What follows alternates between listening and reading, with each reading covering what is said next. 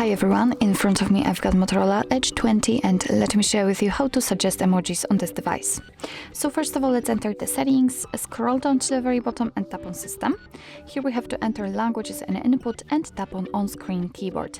Now let's tap on the keyboard you've got currently set. In my case it is Gboard, so let me tap on it and let's enter text correction. And as you can see on this position we've got show emoji suggestions option, which is usually normally turned on. If for some reason you've got it turned off, if it looks like it, then all you have to do is to simply tap on this switcher, and since it is activated, your device will be allowed to show you some emoji suggestions whilst typing. Of course, you can turn it off in the same way.